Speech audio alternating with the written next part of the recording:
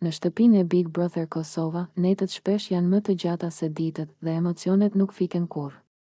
Çdo diskutim, çdo buzëqeshje, çdo shikim merr një peshë të veçantë. Ajo mbrëmje, Alba dhe Limi ishin ulur në cep të dhomës, larg kamerave, larg vëmendjes së pjesës tjetër të banorëve. Tensioni i ditës kishte lënë pas një heshtje të rëndë, por aty kishte diçka që kërkonte të thuaj. Limi e shikoi Albën me sy të thellë, pa buzëqeshur, duke e bërë të ndjejë se çdo fjalë që do të thoshte kishte rëndësi. Ai mori frymë thellë dhe tha, Alba. Dua që të dish diçka. Alba e ndjeu seriozitetin e zërit të tij. Nuk ishte një shaka. Nuk ishte një lojë. Ishte diçka që vinte nga thellësia e tij, nga mënyra se si ai e ndjente lidhjen e tyre brenda shtëpisë, por edhe jashtë saj. Unë dua që të jesh e qartë, vazhdoi Limi, duke marrë dorën e Albës në të tijën. Në raste se ti fiton Big Brother, ne do të jemi bashkë. Nuk është vetëm një mundësi, nuk është thjesht një dëshirë. Është diçka që unë e ndjej me gjithë zemrën time. Alba u shokua pak. Nuk e kishte pritur këtë deklarat kaq të hapur. Zemra i rritë fort dhe ajo nuk dinte çfarë të thoshte menjëherë. Ishte e vërtet, kishte ndjenja të forta për Limin, por kjo qartësi, ky premtim i hapur, e goditi më fort se çdo buzëqeshje apo shaka e mëparshme. Limi, tha ajo më në fund, duke e ndalur zërin për një çast. Nuk e di çfarë të them. Kjo është shumë serioze. E di, tha Limi, duke e parë drejt për drejt në sy. Dhe e dua seriozitetin. Nuk dua lojra.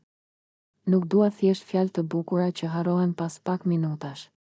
Ky është një premtim. Për ty, për atë që kemi tani.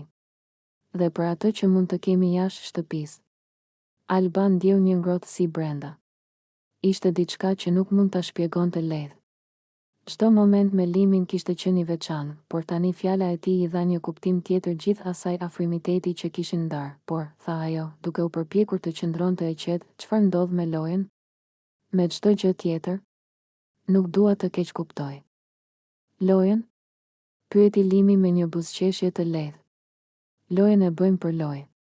Për të gjithë të tjerët. Por ne, Alba. Ne nuk e luajmë këtë. Për ne nuk ka lojë. Ka vetëm çfarë ndjejmë dhe ku shkojmë bashkë.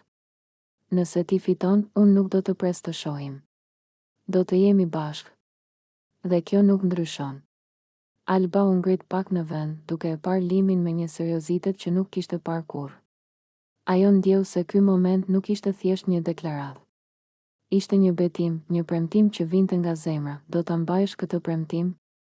Pyeti ajo, me një zë të ulët, pothuajse duke dridhur. Do ta mbaj, tha Limi, dhe fjalët e tij ishin të qarta, të forta, të pandryshueshme. Pavarësisht gjithçkaje që ndodh këtu brenda, pavarësisht rezultateve, pavarësisht emocioneve të ditës. Nëse ti fiton, ne do të jemi bashkë. Alba e ndjeu që ajo deklarat i dha forcë. Ishte një ndjenjë e papërshkrueshme. Një përzierje emocionuese e sigurisë, shpresës dhe adhurimit. Ajo e shikoi Limin dhe buzëqeshi lehtë, me sy të lagur. Nuk kishte nevojë për fjalë të tjera. Fakti që ai ishte serioz dhe që e ndjente nga zemra, ishte më shumë se çdo gjë tjetër. Pas disa minutash heshtjeje, ata u ulën afër njëri tjetrit. Nuk folën për lojën, për strategjitë apo për shtëpinë. Folën vetëm për ndjenjat. Për çfarë donin të ruanin kur të dalin jashtë. Për atë që kishte kuptim jashtë kamerave, Limi vazhdoi, shiko, nuk po them se gjithçka do të jetë e lehtë. Do të ketë sfida, do të ketë ditë të vështira. Por kjo nuk ndryshon atë që ndjej për ty nëse ti fiton. Ne do të jemi bashkë.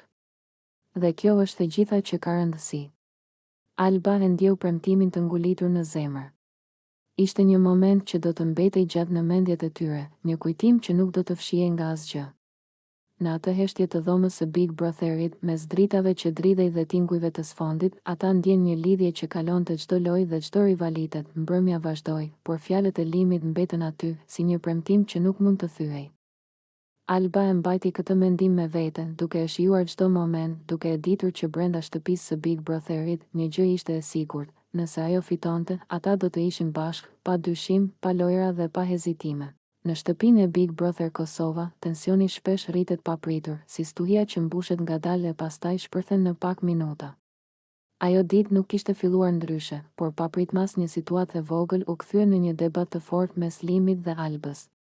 Çështja ishte Mary dhe mbathjet e saj, por si gjithmonë në këtë lojë, gjërat e vogla marrin një peshë të madhe. Limi po vështronte Maryn që ecte me ecje të shkujdesur nëpër dhomë, duke lënë këpucët dhe çorapet të shpërndara nëpër dysheme. Ishte një çështje që e nervozonte prej kohësh.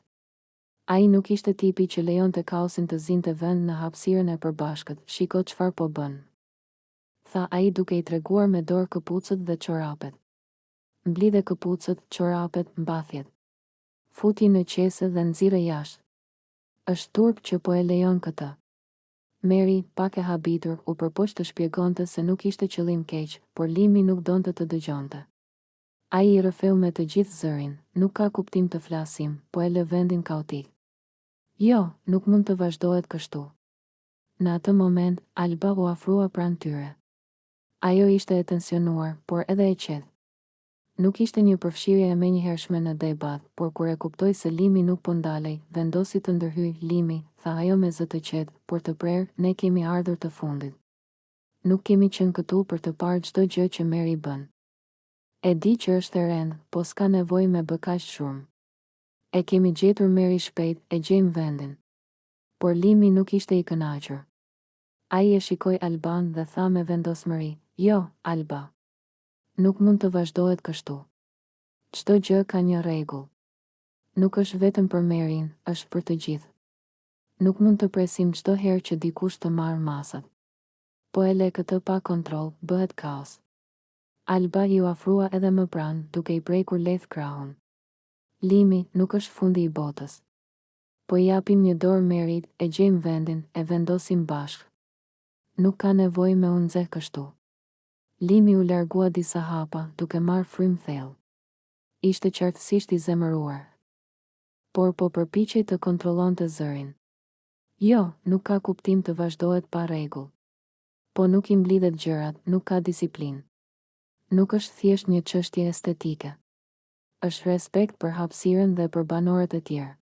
Të gjithë duhet të mësojnë që çdo gjë ka vendin e vet. Mary, që deri tani kishte heshtur, u afrua dhe nisi të mblidhte mbathjet dhe çorapet, duke ndjekur udhëzimet e Limit. Alba e ndihmoi, duke treguar një kombinim të mençurisë dhe qetësisë. Shpejt, vendi u rregullua, por tensioni nuk u zhduk krejt. Limi qëndroi në një cep, duke i vënë re të gjithë, duke vlerësuar rregullin dhe disiplinën që tani ishte rikthyer. Alba e kuptoi se nuk mund ta ndryshonte plotësisht natyrën e tij. Por e dinte që një qasje më e butë ndihmonte më shumë se sa vetëm urdhërimi. Mary e pa Limin dhe buzëqeshi me një dozë frike dhe respekti. Ishte e qartë se ai e merrte shumë seriozisht atë që bënte. Dhe megjithse ishte një debat i vogël, të gjithë e kuptuan se kjo ishte një mësim për të ardhmen. Alba e shikoi Limin edhe një herë. Ishte qetësuar pak, por syri i saj tregonte një kombinim inati dhe admirimi. E dinte që ai ishte i drejtë, por mënyra e Limit për të imponuar disiplinën ishte e fortë, ndonjëherë shumë e fortë. Në shtëpinë e Big Brother, këto momente të vogla ndryshojnë dinamika. Një debat për këpucët dhe çorapet bëhet simbol i disiplinës, respektit dhe mënyrës se si banorët duhet të bashkëjetojnë. Dhe për Limin, kjo ishte një tjetër fitore e heshtur. Ai tregoi se rregulli nuk është vetëm një detyrë, është mënyra se si vendoset respekti mes njerëzve që ndajnë një hapësirë të vogël, të mbyllur, por gjithashtu të ndjeshme. Në fund, të gjithë ishin të qetë. Vendosën gjërat në qese dhe i nxorën jashtë. Tensioni u shua gradualisht, por të gjithë e dinin se kjo ngjarje do të mbahej mend gjatë, si një kujtesë e vogël e disiplinës, autoritetit dhe përpjekjes për të gjetur një ekuilibër brenda një shtëpie të tensionuar, ku emocionet dhe personalitetet shpesh përplasen.